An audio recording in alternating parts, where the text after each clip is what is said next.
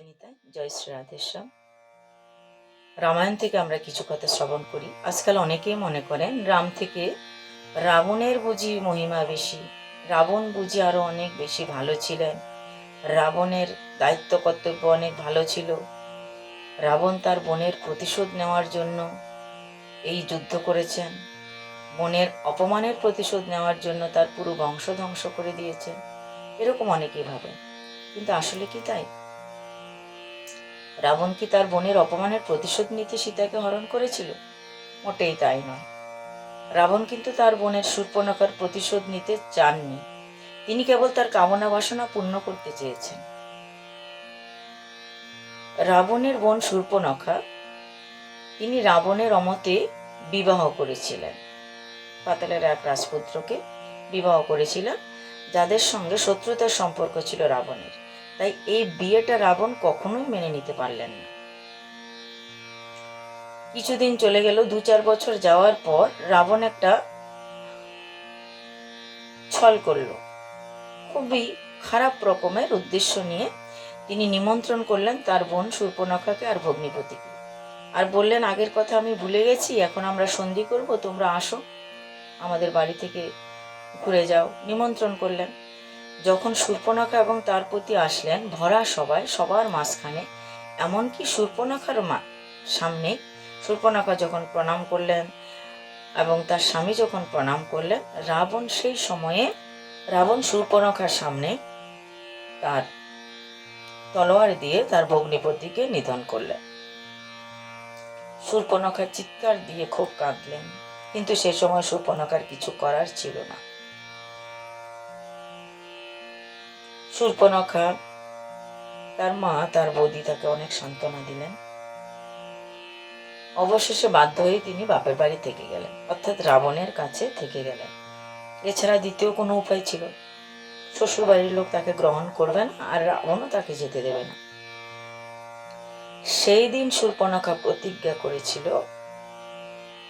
আমি শক্তিতে পারব না, কিন্তু আমি বুদ্ধি দিয়ে এই রাবণের পুরো বংশ ধ্বংস করে দেব।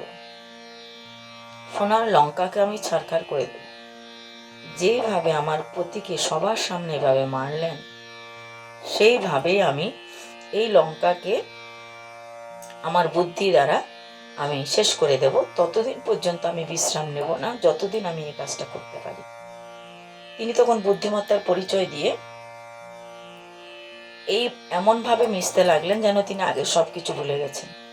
আর রাবণকে তিনি বিভিন্ন খারাপ কাজে সহায়তা করতে লাগলেন, বাহবা দিতে লাগলেন। কিন্তু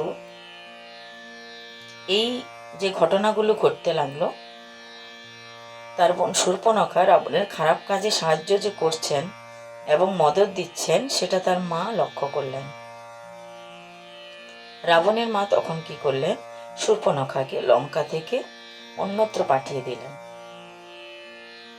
তাই শূর্পণখা দণ্ডকারণ্য বনে এসে থাকতে লাগলো, এবং রাবণের কাছাকাছি থাকা তার পছন্দও ছিল না। কিন্তু তিনি সুযোগ খুঁজছিলেন কিভাবে এদেরকে ধ্বংস করা যায়। অবশেষে এই দণ্ডকারণ্য বনে যখন তিনি রাম লক্ষ্মণকে দেখতে পারলেন, শ্রী রামচন্দ্র প্রভুর ক্ষমতা, তার শৌর্য বীর্য তিনি দেখে বুঝলেন একমাত্র এই রামচন্দ্রই পারবেন তার ভাই রাবণকে বধ করতে। তার মধ্যে সেই ক্ষমতা আছে, শক্তি আছে, ধর্ম তার পক্ষে আছে। তাই তিনি এই সমস্ত কিছু ছল করে ঘটনা ঘটাতে লাগলেন।